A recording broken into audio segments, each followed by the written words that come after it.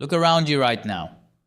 You've probably got 12 tabs open, 3 chat windows blinking, and a half-eaten lunch. And somewhere in your skull, a little voice is whispering, "I'm crushing it." You're not. Nobody is. Multitasking is a corporate lie. It was sold to us like a feature, like we're computers that can run parallel threads. But you're not a processor. You're a person. And every time you multitask, your brain isn't doing 2 things at once. It's switching between them, badly. Burning energy on the transition every single time. There's a cost to that switching. Researchers call it attention residue. When you jump from an email to a spreadsheet to a Slack message, a piece of your mind is still stuck on the last thing. You're haunting your own tasks like a ghost, present but not really there. But we've had the cure for this for thousands of years. Literally thousands. A monk sitting in a stone room in the 4th century knew something that your VP of operations still hasn't figured out. The answer is, do one thing, that's it. In Zen Buddhism, there's a concept called ichigyo-zammai, single-minded absorption. When you eat, eat. When you walk, walk. When you wash your bowl, wash your bowl.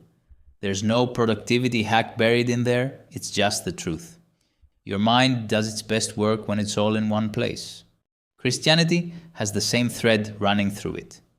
Be still and know that I am God. Psalm 46. That's a direct instruction. Be still. Stop the noise. Presence isn't some luxury, it's the whole point. Now look at where we are today. We're building cities that never sleep, screens that never turn off. But here's the twist nobody talks about. The more chaotic the world gets, the more radical stillness becomes. In a world of infinite inputs, the most punk rock thing you can do is focus on one thing. It's not passive. It's not weakness. Single focus is rebellion. Think about it. Every app, every notification, they're all designed to split your attention.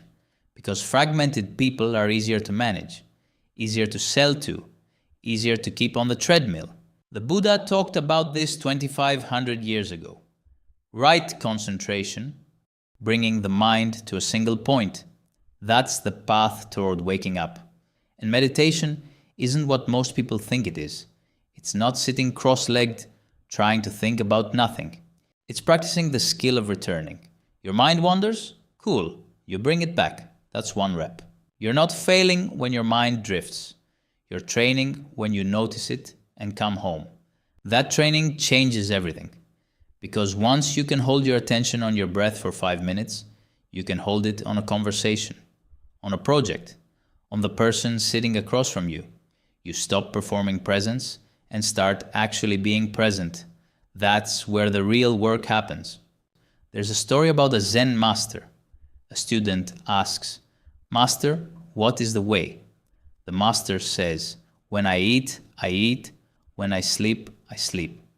The student says, "But everybody does that." And the master says, "No, they really don't." He's right. When was the last time you ate a meal and tasted every bite? When was the last time you had a conversation and weren't already composing your reply? When was the last time you worked on something and actually disappeared into it? That flow state, that's not a productivity trick. That's your mind working the way it was designed to. So here's the practical bit. You don't need a monastery. You don't need a 10-day silent retreat.